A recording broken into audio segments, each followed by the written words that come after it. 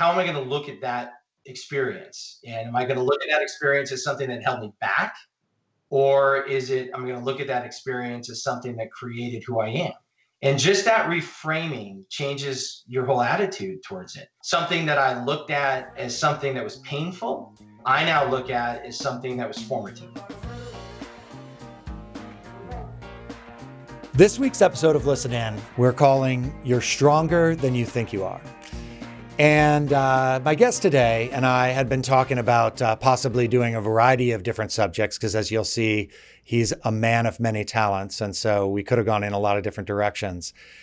But the one that really resonated for us this week was one that I think is part of what the mission of the show was really set up to do, which is to give anybody out there who's getting this and watching this and enjoying it real actionable tips that they can use to make a career in marketing, and really in this case, maybe make a career in almost anything.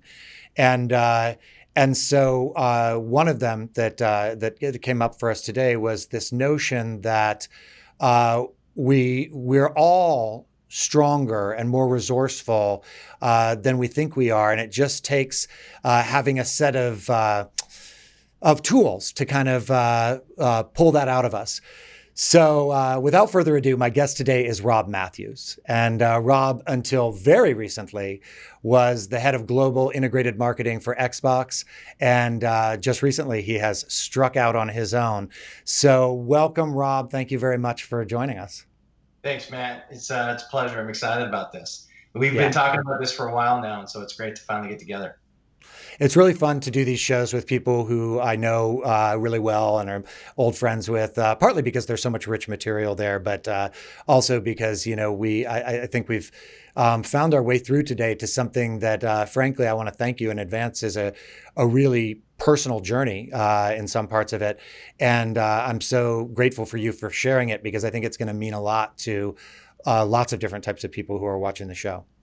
Well, great. It's as we chatted about it earlier, I don't share a lot about my personal story with folks. I tend to be in a kind of a business or business setting where I'm speaking a lot about brands and the products and things. But it's going to be fun to kind of let people have a little bit of insight into kind of what has molded and shaped me over the years. And so I'm excited about the talk. Yeah. And for those that don't know you, though that may be hard to believe, let's go back a little bit. I always like to set the table with, who my guest is, so that we get a sense of also the many different pathways that there are for people to make careers in marketing and advertising. So I introduced you as the now former head of global integrated marketing for Xbox. Tell us a little bit about that position and what it meant to you and how you got there. The journey over 12 years at Microsoft has been amazing. From Xbox to Surface to Windows, it's been a real fun one. And I've had the pleasure of leading just an amazing team and working with great partners like yourself over the years. And so it'll be a lot of memories that I take with me and lasting friendships for sure. And Swiftwater, what a great name! Yeah, Swiftwater Group. I believe that there are brands that create the waves of change in culture, and there are brands that ride the waves of others. And I believe that the brands that really are the brands that people love, the ones that can drive real change, they're the ones that are creating big waves. And that's kind of what Swiftwater is all about. It's about helping leaders find those big waves to start and to create for their businesses and their brands. So what would you say is the top line on the path that you took to get to this amazing place of really being the head of, leading Xbox marketing around the world in many ways? And it kind of starts with a couple great mentors of mine making a bet on me. I think now more than ever, we need to keep our eye out for the up and comers and the folks that are entering their careers. And we need to be stepping up and being good mentors and coaches to them and helping them and to making bets on them. And so it kind of started with that way. I did an internship in the film business, and that turned into my first job out of college with Walt Disney Studios. And so I started in feature film marketing. And it was great because I'd always been a fan of both entertainment and movies. But more importantly, I grew up being a huge fan of Disney. So to be Yeah. able to go and find myself all of a sudden in Hollywood, driving onto the studio lot for the first day, it was a pretty magical experience in a lot of ways. Um, from there, though, we're going to talk and spend quite a bit of time talking about sort of some situations I had to deal with when I was younger, and so that kind of reared up, and I had to leave Disney abruptly. And it was a hard thing for me to do, to be able to have to set aside something that I thought was just my dream job. But you know, wherever there is a door that closes, I believe that there's other doors that are opened, and you have to be open enough to find those and to kind of walk through them and have that courage. And so I came back to Seattle, and I hooked up with Ticketmaster, and I did experiential marketing for the first time. And that was great because what I loved on the film, on the screen, bringing experiences to life for people in the real world was a pretty special thing to do. So sports and the arts and music tours and all of that, and I really got the bug for really creating experiences for fans. And so that kind of trained me in that area. Spent some time on the agency side, and then ultimately found my way to Nintendo.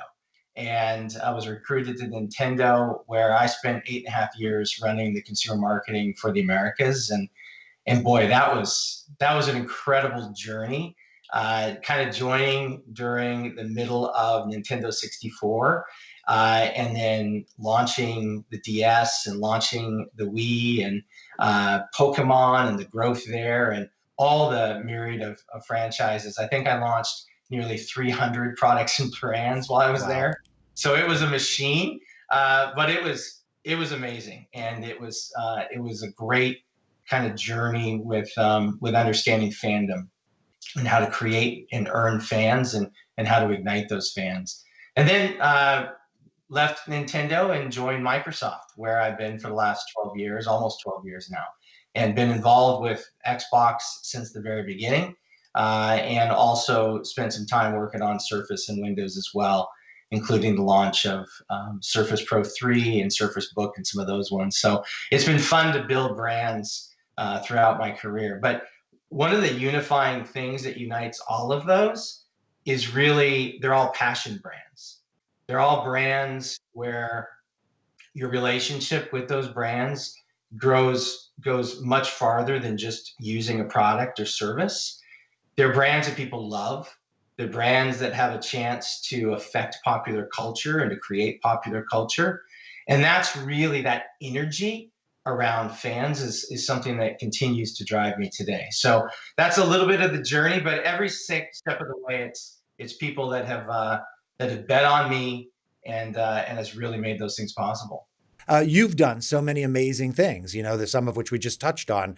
What do you think of as the ways to keep that, laser sighted on breaking through? Yeah. I was thinking a lot about this since we chatted a couple weeks ago about potential topics, and I love that term breakthrough, right? Because it operates at a bunch of different levels. It's a hey, breakthrough creativity, breakthrough ideas. But what's interesting is just the pure definition of breakthrough.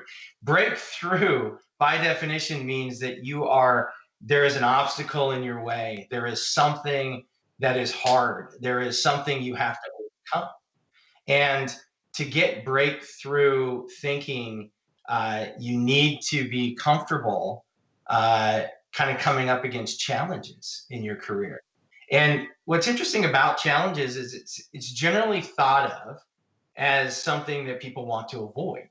And I want to avoid the difficulty. I want to avoid the tough challenges. But without those challenges, we don't have those opportunities for growth.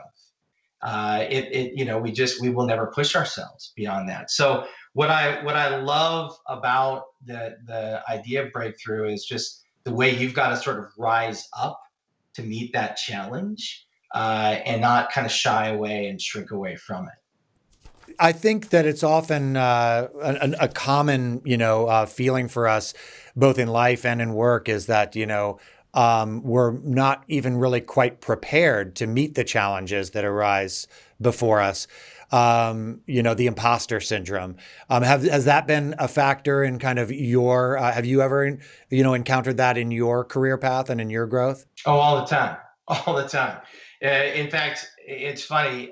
My wife would tell you if you chatted with her that every single time that I start a new job, or every single time that, like when I went from to Nintendo and then to Microsoft, I would inevitably call her on the phone and I would say, "I don't know. I've just got myself into this. I don't know if I can do this." That's so And that it's so wild hearing that from you, because while you're a friend, you're also, a bit of a mentor to me. And like I know that this is part of imposter syndrome and that I've heard it before, but like with you in particular, it's so hard to believe. Like you seem so confident about what you're doing. But I mean, and I'm in one of those situations right now, Matt. To be honest with you, leaving Microsoft and kind of starting my own gig here. It's kind of another one of those moments in my career where I'm like, gosh, okay, can I do this? Hmm. Is it something that I can excel at? And I think that that's quite normal for everybody to feel that way. In fact, it's those moments where when you're feeling that way and then you kind of work through it. There's a concept in learning in psychology that's kind of learning trough, or the learning gap. And what it says is that, hey, if you're good at what you do and you're comfortable with what you're doing, you're just not going to grow very much if everything remains the same, if everything's easy. So what you do is you force yourself into situations where it's difficult. You're in areas where you've never been before and it's hard to get through those. Now, for a period of time, you're going to dip way down into this trough, and you're going to think that it's hard and you can't do it. You're going to have all kinds of these thoughts run through your head. But then what's going to end up happening is it's going to come a moment, if you choose to do this. Now, you can retreat at those moments and go back to safety, or you can push forward. The ones that push forward and make that conscious choice, they're going to work hard, they're going to learn, they're going to open themselves up, they're going to seek help. And what they're going to do is they're going to come out of that and gain mastery, and they're going to be at a much higher place than they ever would before. And that's how I look at these challenges, is not something to fear, but something to embrace. But it's not easy to do. And you need some tools and you need some things, some principles to kind of help you through that. Otherwise, it's very easy to get lost and sort of get frustrated with it. Yeah. So, we're going to go there today. I'm confident, partly because of a lot of insights that you've already shared with us, but you're going to carry on and share some more with us. But I think I want to make a turn now to how did you get there? You didn't watch a listen in episode with somebody who's already been, a terrific success in a number of different categories and companies, who shared that they actually had imposter syndrome and made it through, and, all kinds of insights like that. So for you, where were you drawing upon to begin to take steps on this path towards finding that you're stronger than you thought you were? Yeah. It really started when I was young. And this is, not a lot of folks know this about my background. So I'm going to be a little vulnerable here with you as well. When I was growing up, when I was about 4 years old, I was diagnosed with, at the time, a disease that they called pustular psoriasis. Now, we see the ads all the time for psoriasis, and it's generally associated with sort of a skin problem. Well, this was a real rare version of it, and it didn't behave like the normal kind of psoriasis. And what would end up happening was that if there was something that would trigger it, and one of the big challenges was we never knew what would trigger it. Doctors didn't know because it was so new and nobody had done the research on it yet. My parents certainly didn't know. But something would trigger something in my body that would send a signal out saying that there was infection from head to toe all over my body. And if you know how a body reacts to an infection, it attacks. The white blood cells attack. It creates healing. It heats up. And ultimately it heals. And the way it heals is it kind of gets rid of sort of the dead skin and things, and it heals it.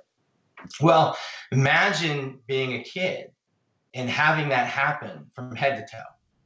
Just And how often did it happen to you, or did that change over the course of your it life? would vary, but there were years where it was happening a lot, and I spent a Mm. lot of time in the burn unit at Children's Hospital because they didn't know how else to treat it. Because I would literally turn bright red from head to toe. I would run fevers upwards of 105, 106 degrees. And if you know anything about fevers, that's a dangerous, dangerous place to be. And so the way they treated that was through ice baths. So 105 degrees, and they throw you in an ice bath to try to cool your body down because the consequences could have been, horrible. And then what ends up happening is it sort of attacks. It goes through a process of weeks where your body is producing pustules and then clearing itself, uh, and it was painful, and it was grueling, and it was hard emotionally on my family, on me, and the people around me. Yeah, how did it affect your, I mean, I think on top of everything else, I mean, it's hard enough in some ways to be a kid, especially as you become a teen, a tween and a teen and all that stuff. How did all that affect your socialization and, kind of the way that you built communities and friends? Yeah, the challenge with going through something like that, and look, there are people that have far, far greater challenges to overcome than me. Oh, yeah, sure. I don't want this to sound like woe is Rob. I'm simply sharing something that I went through, and how I kind of use that today and still use it today to kind Yeah. of motivate and drive me. But it was hard growing up because during those formative years of being a kid, where so much of your self worth is from external sources like friends, you're very susceptible to what people say.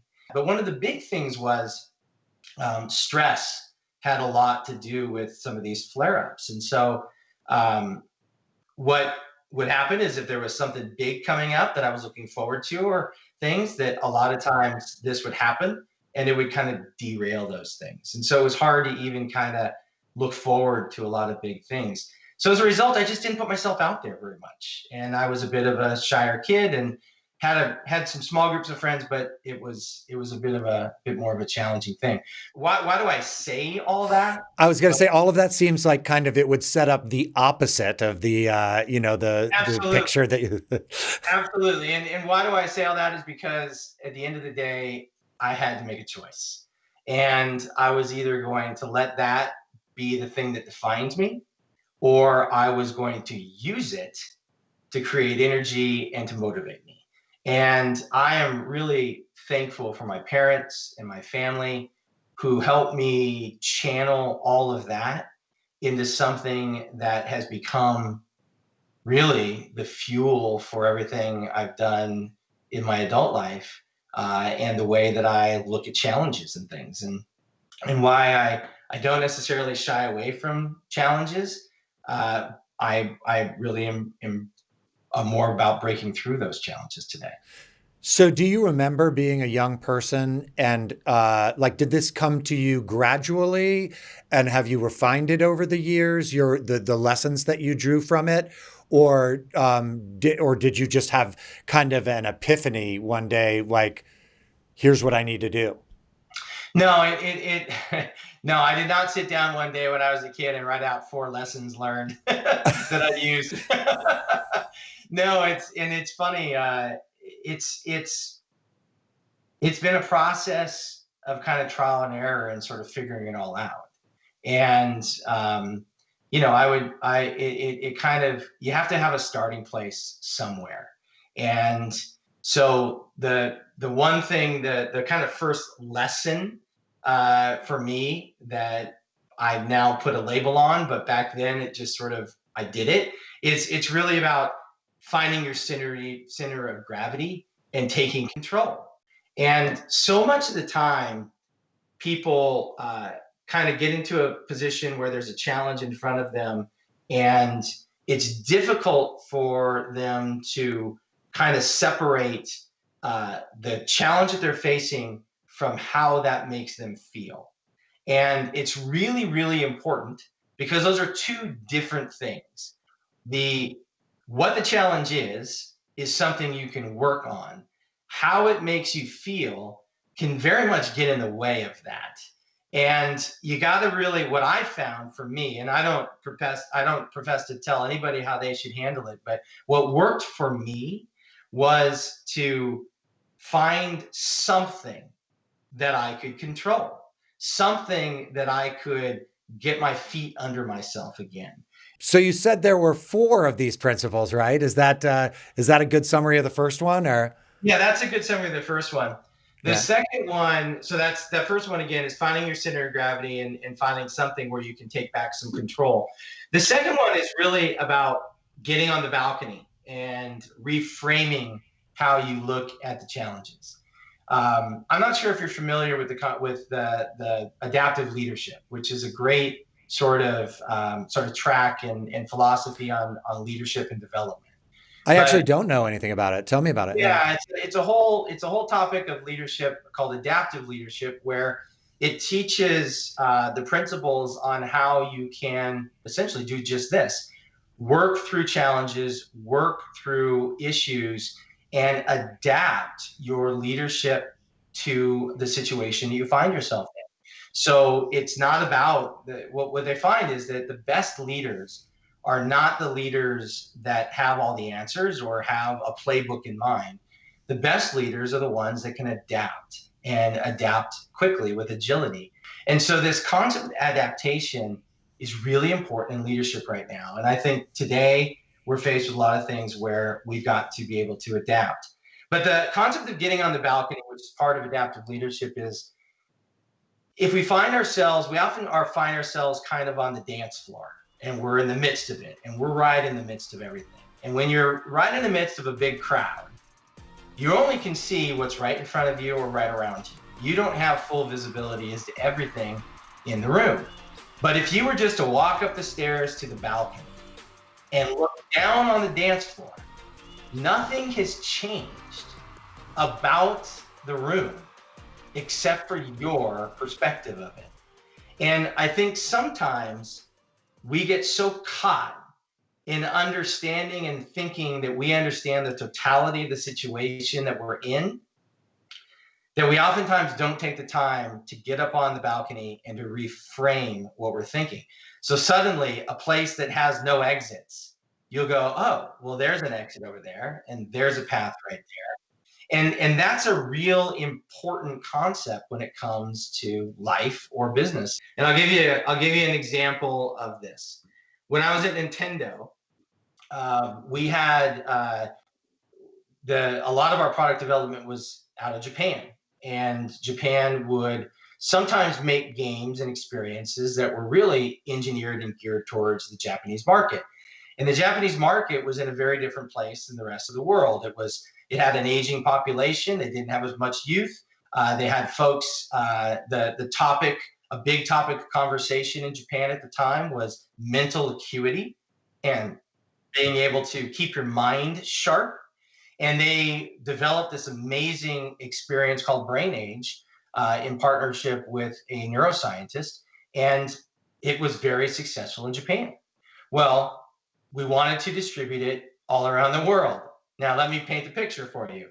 At the time, Nintendo DS was about 85% teenagers or kids. Mm-hmm. And the last thing that a teenager or a kid wants to do is have a game that is all about math problems and logic problems. And so we're like, wow, what are we going to do? And so we had to reframe the issue, because the initial response was, well, we can't do that. That's not something that will work in the Western part of the world. And that just wasn't an option for us not to do it. And so we said, okay, well, we've got to move from it can't be done to how can it be done? And it caused us to think about things in a different way. And so what we decided was, well, the only people that are going to buy this are probably adults. Yet we don't have any adults that own Nintendo DS. So it was the beginning of market expansion for really Mm. the industry, because we had to find a way to bring Brain Age to an adult audience that hadn't really engaged in handheld video games before. So we did it actually through their kids, because we knew that every house had a DS in it. So there was a built-in way for them to play, and made it easy. And so we went through their kids on Father's Day and Mother's Day and Grandparents' Day. We actually got it out of the aisle, the gaming aisle. We put it into other places and cross merchandising store, into the book section, into the self-help sections, and we completely rebuilt the playbook of how you go to market a game. And what it ended up doing is expanding the market exponentially for video games. Adults and grandparents were buying Nintendo DSs and buying Brain Age. And it was a huge commercial success because we were able to get on the dance floor and find a different way and reframe that problem. That's a really great story. That is, one that I hadn't heard before. It also reminds me, in the telling of it, um, of just how, like, on a number of these points, how you got on the path of learning these lessons, but another person could have ended up just feeling totally, overwhelmed. Like, when I think what resonated for me, I, have worked on and off over the years, not with Nintendo, but with Square Enix, another Japanese owned company. And I think of my friends that work there and partners that I've worked with over there as, I often think what a struggle it is to be able to master both the domestic US market, but deal with a company that's owned in Japan and has another set of cultural beliefs and priorities. And I just think, how do they know, like, what to do next? Like, I don't even know where to begin, and so I wonder if that's a part of sort of the principles that, what do you do in that situation? Yeah, it's the feeling of being overwhelmed is a real one, and I to this day feel overwhelmed at times, where gosh, the challenge is just so big. It's hard to. It's not like we sit. It's not like you face a challenge and you're like, okay, well, where's my 4-step playbook? Let me go ahead and let me all crack that out. There is a period of time where you're just like you're kind of swimming in it, and that's okay. It's okay. What's important is not to stay in that place, and to be able to find your way out. And the way that I had it framed me once, and I've always it stuck with me, and that was just find your next right step.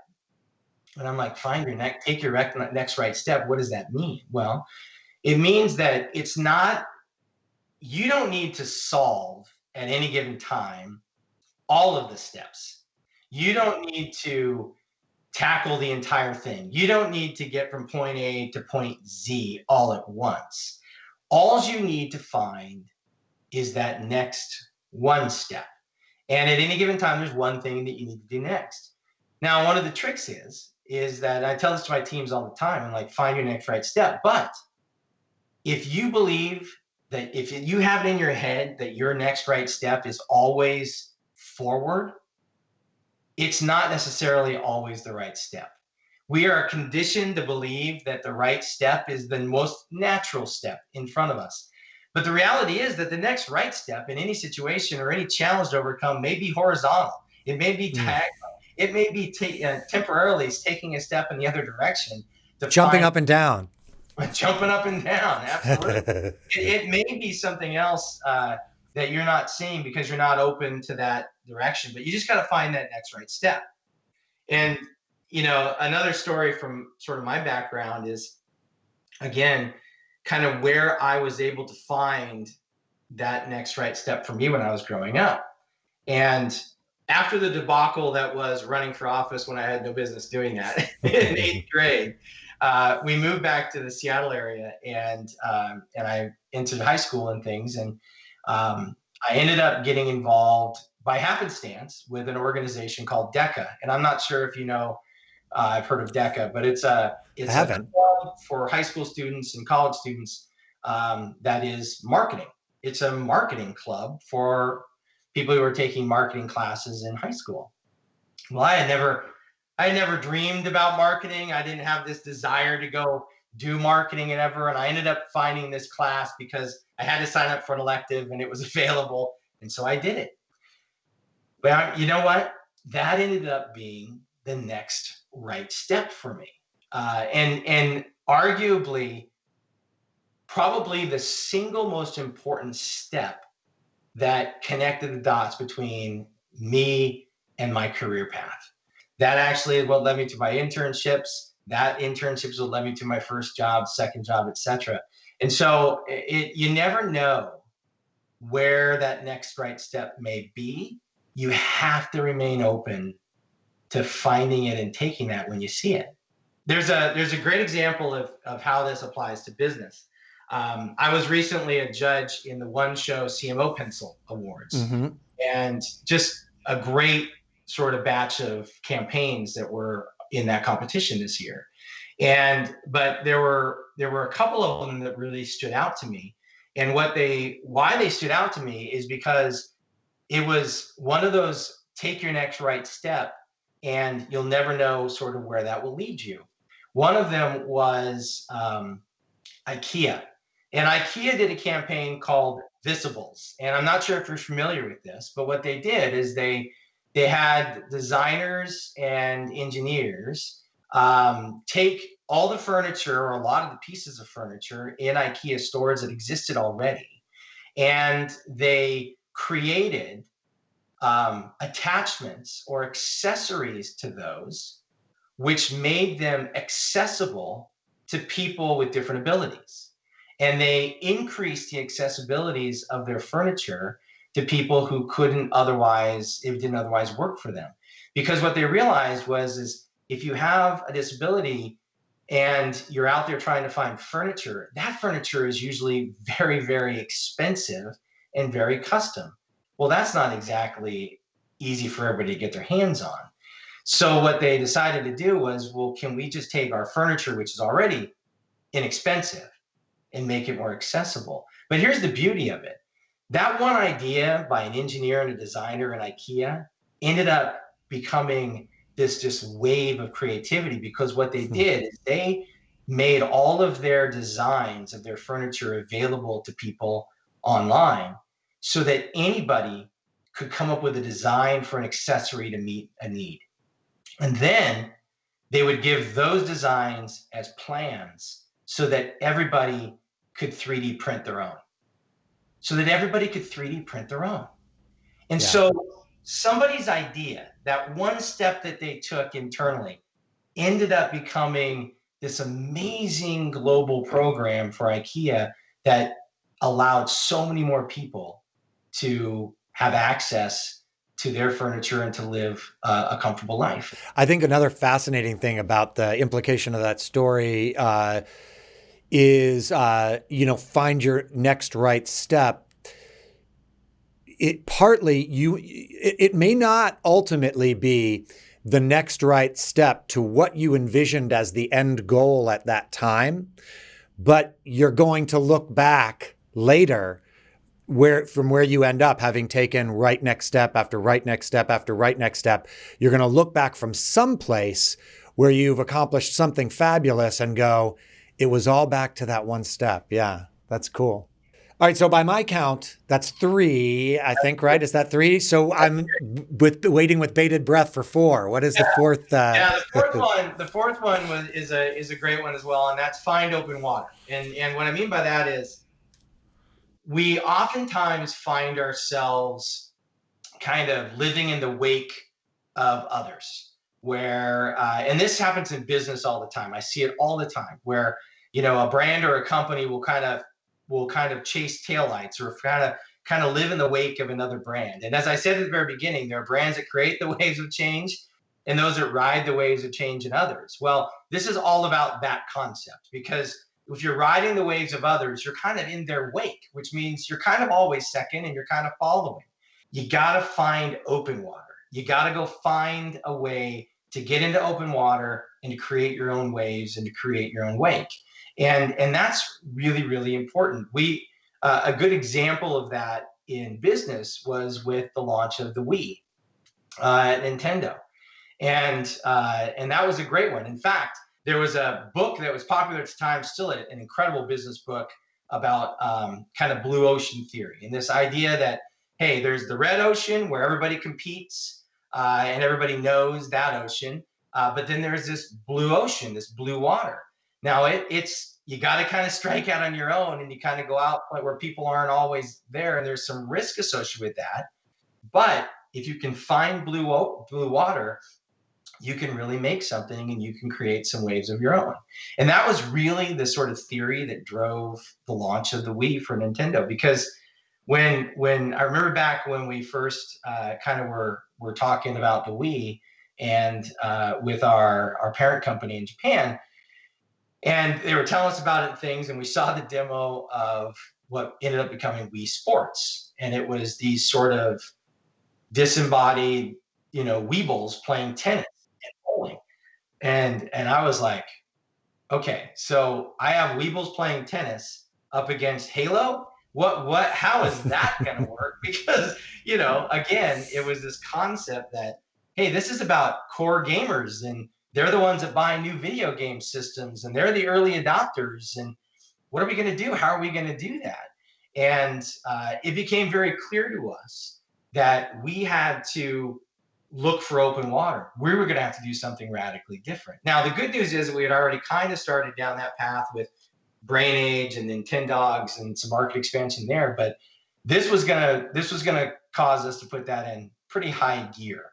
And so we built a strategy that was essentially to kind of go after parents and young kids, and to kind of take the core gamer and say, hey, we hope you kind of join us on this journey, but this is really something for everyone.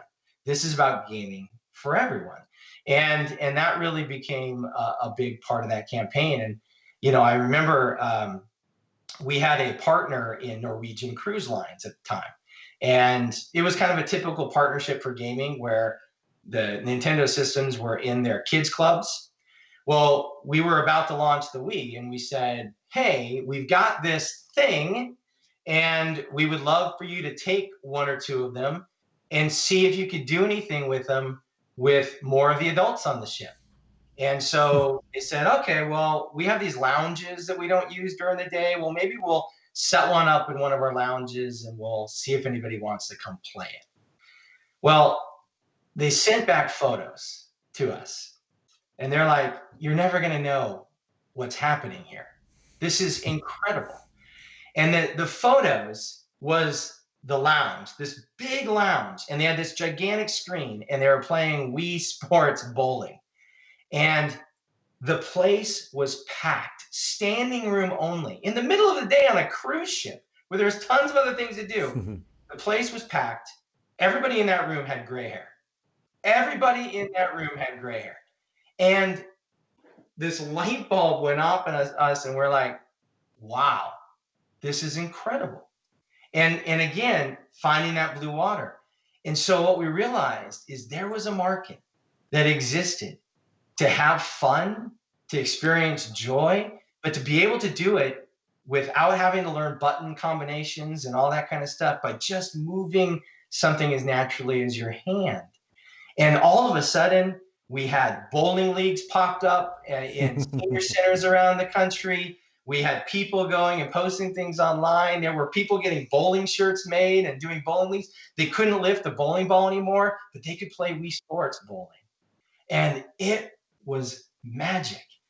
And so, again, a great example of what you can do when you find your own water and you can blaze your own trail. Yeah, totally. So many great examples. And I think, first of all, thank you so much for sharing, so many personal experiences and insights that help to light up, those principles, which I think are really valuable for anybody as they tackle both life and career. But I actually want to posit something to you, which is that there may actually be a fifth Rob Matthews principle, which is implicit in the fact that you came on and are doing this show and have shared it.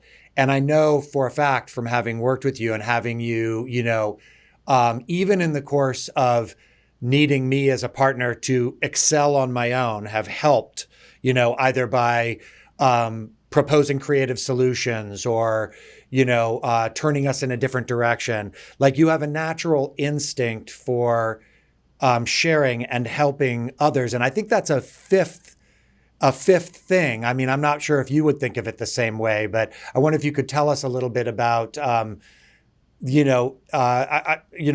that for me. Like, is it important to the arc of finding out that you're stronger than you think you are to help others be strong as well? Absolutely. Well, I started this whole thing talking about the fact that what had a profound impact on my life was when other people bet on me, right? Right. When my parents helped, when my parents sort of dedicated their sort of life to helping me when I was growing up, when, my mentors bet on me when they probably shouldn't have at the time.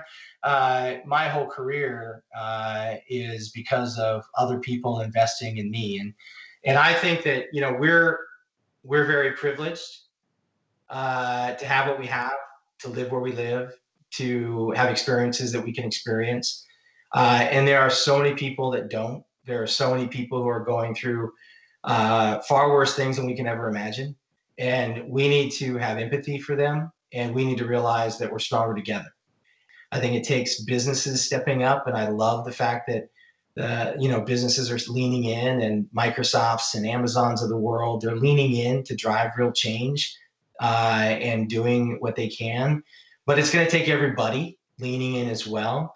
And I think that we try to do that as much as we can. We spend some time in Mexico building. Yeah, I was gonna ask you about that, because I know that's something that you probably don't push foreground because it's a you thing. But is that where I guess my perception of it as a friend from the outside is that you and your family have spent some time helping people to build infrastructure in Tijuana, Mexico. Can you tell me, is that what that grew out of? My son's actually done it a few times. He did it in the Dominican Republic a couple times, and my wife and I, with my daughter, went down to Tijuana and helped build houses for folks down there. And we ended up building a house for this amazing family, and they were right there with us, and they had the best kids. Wow. And things, and it was life-changing. It really was. That's also partly why I bring it up, because it's hard to bring up, those things about yourself. But as I've mentioned a couple times that I'm a great admirer of yours through the conversation. And I would say, the last thing I'll mention is that seeing someone who can not only now, I know from doing the show, speak articulately about it, also take action and clearly behave and do things that are a manifestation of their beliefs is really inspiring. So thank you for doing that, and also for sharing that with us. And thanks for being on the show. We did it. Absolutely, we did it. Hey, this has been a real fun time. You and I have known each other for so long, and we've done so many great things together. And our friendship is going to continue for many, many years to come. And I just want to say thank you. You're welcome. And here's to Swiftwater and Swiftwater Group. Let's get back together in a bit and see how we can highlight the accomplishments in this new turn you're taking. We'll do that. Thanks so much for joining us for this episode of Listen In. You'll always find us streaming on LinkedIn, along with live chat comments from myself and guests. After the stream is over, we archive the show here on our LinkedIn page for Ayzenberg, and you'll also find the episodes at AListDaily.com. So have a great week, and as always, keep your ears on.